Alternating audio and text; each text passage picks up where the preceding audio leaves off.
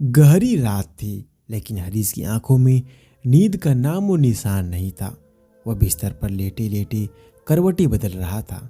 उसकी आंखों में काम्या की छवि बार बार उभर रही थी।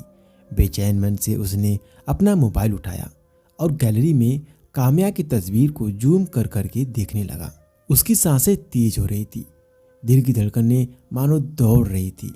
मन ही मन सोच रहा था, इतनी खूबसूरत, इतनी मासूमियत, लगता है जैसे खुद भगवान ने फुर्सत में उसे तराशा हो। क्या मेरी किस्मत में वो है? इस सोच में डूबते डूबते कब उसकी आंख लग गई उसे पता ही नहीं चला। दूसरी तरफ काम्या सुबह ताजगी से भरपूर उठी, जैसे हर दिन की तरह अपनी जिम्मेदारियों की शुरुआत करने के लिए तैयार है। उसकी माँ ने हल्के से उसे ठोका, बेटी नाश्ता करके जा, कब तक यूं भागती रहेगी? काम्या ने प्यार भरे लहजे में कहा, माँ मैं कैंटीन में ही खा लूंगी, कॉलेज में कुछ महत्वपूर्ण मीटिंग है, जरा जल्दी निकलना होगा। काम्या की यह नियमित दिनचर्या थी। वो अपने छात्रों की मार्गदर्शिका और आदर्श थी, जिसकी वजह से सभी स्टूडेंट और प्रोफेसर उसका बहुत मान करते थे। काम्या जब क्लास ले रही थी तो हरीश की नज़रें उस पर ही टिकी रहती। उसकी सोच में पढ़ाई तो कहीं खो ही गई थी, उसे अपने इर्द गिर्द की सुध भी नहीं थी। जब काम्या ने उसे घूरते हुए देखा तो उसकी बात का लहजा थोड़ा सख्त हो गया। हरीश, कहाँ खोए हो? ध्यान पढ़ाई में रखो। जब भी मैं तुमसे सवाल पूछती हूँ तुम किसी और दुनिया में होती हो। हरीश थोड़ा सकपका गया, फिर कहने लगा, मैम मेरा ध्यान कहीं और नहीं था, बल्कि बस आपकी बातों में खो गया था। उसकी बात सुनते ही काम्या मुस्कुरा पड़ी, मगर उसके मन में यह ख्याल आया कि शायद हरीश का झुकाव पढ़ाई के बजाय कुछ और ही है। हरीश अपने मन की दुविधा में उलझा रहता। आखिर एक दिन हिम्मत करके उसने काम्या से कहा, मैम क्या आप मुझे ट्यूशन दे सकती हैं?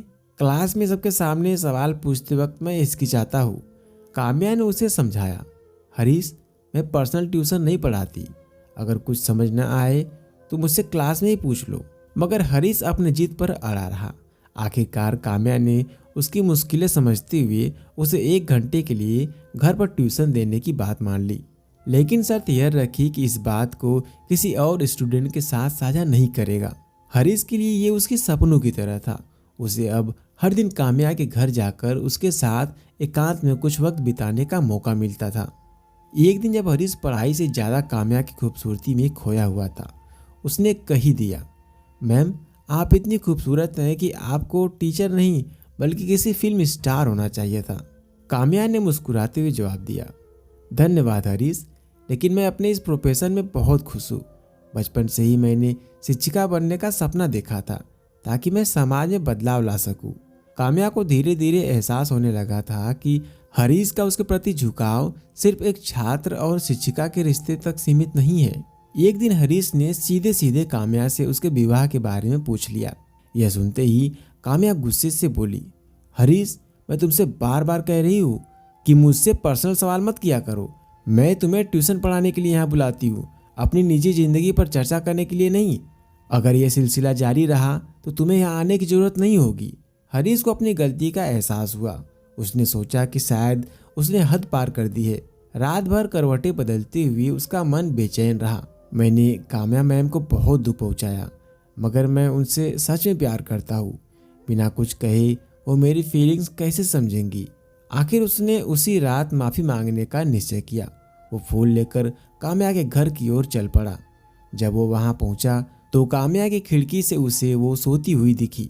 बिना कुछ सोचे उसने खिड़की से अंदर कदम रखा और धीमे से काम्या के पास पहुँच गया। उसके चेहरे पर मासूमियत देखकर हरीश के मन में भावनाओं का सैलाब उमड़ पड़ा। काम्या की नींद खुली तो सामने हरीश को देखकर चौंक गई। हरीश तुम यहाँ कैसे आ गए?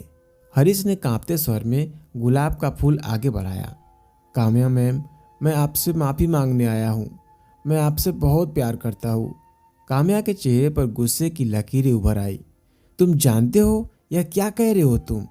हरीश ने भावुक होकर जवाब दिया, मैम यह प्यार है, मैं आपके बिना नहीं रह सकता। काम्या ने अपनी जवाब में कठोरता लाते हुए कहा, हरीश प्यार और इज्जत में फ़र्क होता है। तुमने जो किया है उसे प्यार नहीं कह सकते। क्या तुम्हारी बहन के कमरे में कोई लड़का इस तरह घुसकर उससे ज़बरदस्ती प्रेम निवेदन करे तो तुम्हें कैसा लगेगा? हरीश शर्मिंदा हो गया और अपनी गलती का एहसास करने लगा। उसे समझ में आ गया कि उसने काम्या की सीमाओं को तोड़ा है। काम्या ने शांत लहजे में कहा, हरीश, ये समय तुम्हारे करियर बनाने का है, इस पर ध्यान दो और अपनी जिंदगी में कभी भी सीमाएं मत लांघो। प्यार के भी सीमाएं होती है। हरीश ने माफ़ी मांगी और वहाँ से चला गया। उस दिन के बाद से उसने पूरी तरह से अपनी पढ़ाई पर फोकस करना शुरू कर दिया और जल्द ही उसकी पहचान एक होनहार छात्र के रूप में होने लगी। यह कहानी हमें यह सिखाती है कि सच्चे प्यार में इज्जत और सीमाओं की अहमियत जरूर होनी चाहिए।